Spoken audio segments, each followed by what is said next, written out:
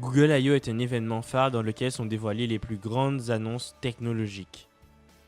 Pour moi, la chose à retenir cette année, c'est la réinvention totale de Google Search. Search is no longer just about answers, it's about actions. Google Search devient un copilote personnel capable d'organiser, comparer, planifier et même acheter. Dans cette vidéo, on va voir les annonces liées au Search qui viennent de Google I/O 2025 et croyez-moi, elles sont très intéressantes. Quand on recherche quelque chose aujourd'hui sur Google Ads, c'est vraiment fastidieux, c'est vraiment compliqué.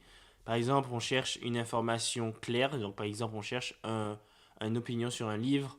On doit lire au moins 2, 3, 4 articles, puis aller sur un forum. Après, on ne sait même pas si notre réponse est fiable ou pas, ou est-ce qu'on est vraiment satisfait. Et Google a sorti un nouveau feature qui s'appelle AI Mode, qui est vraiment pour moi un peu un AI Overview 2.0. Moi, je l'appelle comme ça parce que c'est vraiment la même chose. Si vous ne savez pas c'est quoi AI Overview, c'est vraiment un peu un chat GPT qui apparaît tout en haut quand vous tapez quelque chose dans Google Search. Et pour moi, c'est AI Mode, c'est vraiment une version vraiment améliorée. Comment ça se présente? C'est alimenté par Gemini 1.5 Pro, l'outil AI de Google. Et en fait, c'est vraiment accessible très facilement en un clic. C'est vraiment à côté de la barre de recherche de Google. Donc, on a la recherche vocale, la recherche visuelle, mais on a aussi, du coup, AI Mode qui va arriver en 2025. Donc, sur l'app Google, ça va vraiment être un onglet à part. Et qu'est-ce que AI Mode? C'est un peu ChatGPT slash Gemini. Donc, en fait, ça te résume ta recherche en un résultat très, très, très concis et avec des réponses claires et bien détaillées. Donc, c'est quoi la méthode qui s'utilise derrière ça? C'est vraiment, la méthode s'appelle Query Find Out. Et ça, en fait, c'est l'IA qui va décomposer ta question en sous-questions pour aller chercher plus de requêtes. Donc, il va aller chercher plusieurs requêtes dans Google. Donc, il va chercher à ta place. Et en parallèle, il va te compiler une réponse complète, assez plus complète que AI Overview, justement, et plus en détail, backé avec des sources, etc., etc. Donc, en fait, AI Mode, que Google l'explique, ça va être vraiment leur plateforme, entre guillemets, de test. Donc, ils vont tester plein de choses AI par rapport à ça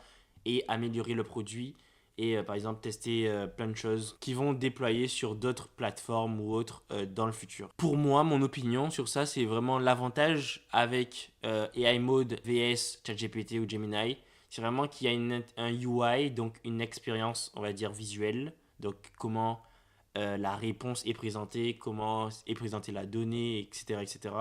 Mais c'est vraiment différent de ChatGPT et Gemini pour moi parce que, par exemple, j'ai vu des images où ça montrait vraiment le Maps, donc Google Maps, intégré même dans AI Mode. Et ça peut être intéressant et plus visuel qu'un ChatGPT ou un Gemini. Mais le vrai game changer, c'est vraiment leur features qui s'appelle Deep Search, qui va aller beaucoup, beaucoup plus loin que juste AI Mode et tout ce qu'on connaît. Donc ça va vraiment aller plus en profondeur et ça va pas juste te mettre les résultats populaires que tout le monde connaît. Donc en fait, ça va vraiment backer avec des sources, beaucoup de sources, en les croisant, analysant, avec aussi une réponse ultra contextualisée. Justement, parlons de contexte, on peut également cocher ou décocher personal context. Donc ça va soit prendre ton historique de queries, donc toutes les questions que tu as posées, ça va les prendre en compte, ou tu peux le décocher et juste être en broad et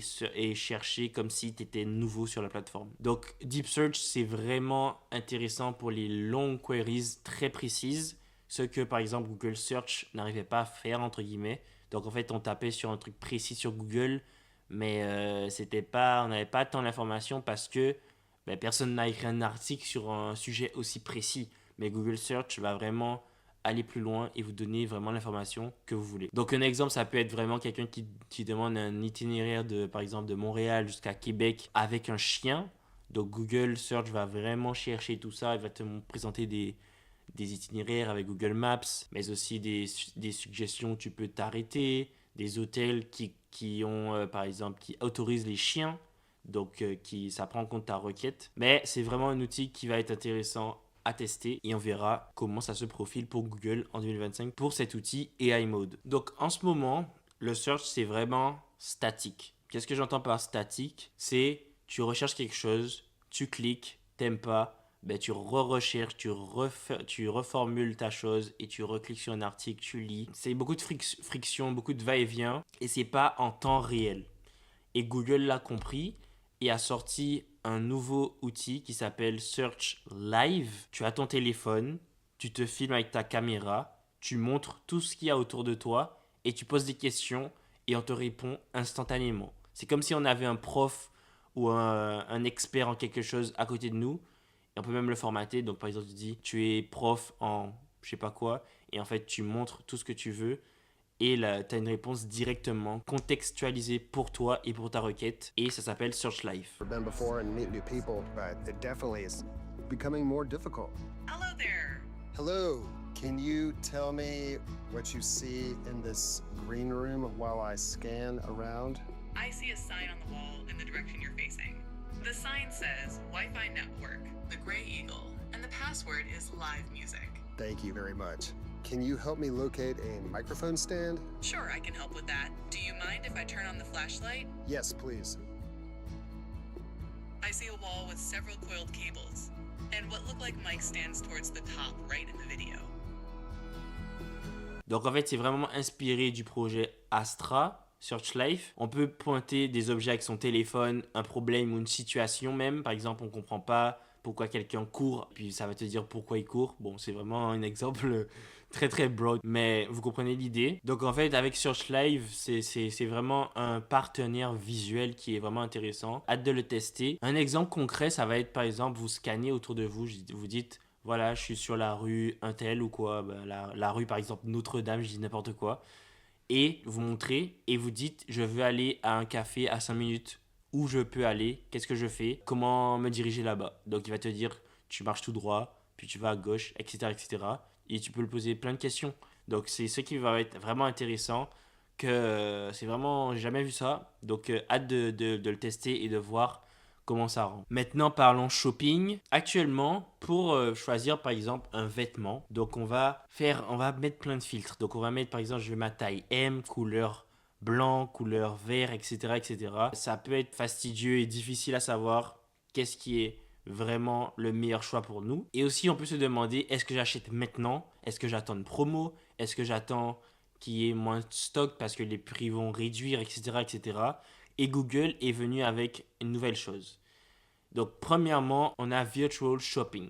Virtual Shopping, on le connaît à peu près. Google l'avait déjà montré. Mais c'est vraiment, on va faire des essayages en ligne grâce à une photo. Donc, imaginons que vous avez une photo de vous qui prend tout votre corps et vous avez un vêtement dessus, évidemment. Donc, et du coup, ce que l'AI de Google va faire, ça va prendre le t-shirt ou le produit, le vêtement. Je prends un exemple de t-shirt, par exemple, blanc. Ça va prendre le t-shirt blanc et ça va le mettre sur votre photo et vous remplacer. Et comme ça, vous pouvez avoir vraiment un visuel de comment ça rend sur vous et vous pouvez prendre une meilleure décision parce que vous l'avez testé. C'est sûr que c'est pas mieux que de l'essayer en soi, aller en magasin ou quoi, mais ça change quand même la façon dont on achète le shopping, surtout en ligne. Et la deuxième chose concernant le shopping qui est en parallèle avec ça, c'est vraiment Agentic Checkout. Donc qu'est-ce que c'est? C'est en fait simplement la phrase, c'est vraiment que l'IA achète à ta place. Qu'est-ce qu'il fait l'AI? C'est, vous allez lui dire que je veux acheter ça, avec vos critères, etc.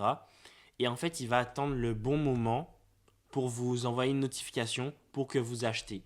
Donc, imaginons que je veux un t-shirt de taille M, blanc, et par exemple, je vais attendre une promo de 10% ou de 15%. Et en fait, vous allez configurer ça. Et Agentic Checkout, donc l'AI de Google, va attendre ce moment-là et va vraiment acheter pour vous. Quand je dis acheter, il va pas juste acheter sans vous prévenir, il va vous prévenir. Donc forcément, ça utilise Google Pay, parce que Google est intelligent, ils vont utiliser leur, leur Google Pay pour ça. Et en fait, avant toute finalisation d'achat, ça va vous demander votre approbation pour contrôler chaque étape. Donc en fait, ça va être intéressant de mettre des critères vraiment précis. Donc imaginons, vous ne voulez pas que la chaussure, par exemple, dépasse 100 euros ou 100 dollars, vous allez le mettre et Google va pas, enfin, l'Agentic Checkout va prendre ça en considération, la couleur, même le budget max que vous avez. Imaginons vous voulez acheter plusieurs trucs, mais vous avez un budget précis, ça va être vraiment personnalisé pour vous selon les critères que vous avez mis. Et du coup, ils vont faire l'agency checkout va faire un achat pour vous. Mais en attendant votre approbation. Donc voici les nouveautés qui arrivent en 2025 pour le search avec Google, qui ont été annoncées à Google I.O. La plupart de ces nouveautés arriveront au courant de l'année et seront déployées d'abord aux US et après dans le reste du monde. Donc stay tuned, hâte de voir comment ça rend. Donc si tu as aimé la vidéo, n'hésite pas à liker. Si tu as appris quelque chose surtout, n'hésite pas à liker, à t'abonner et on se retrouve pour une prochaine vidéo.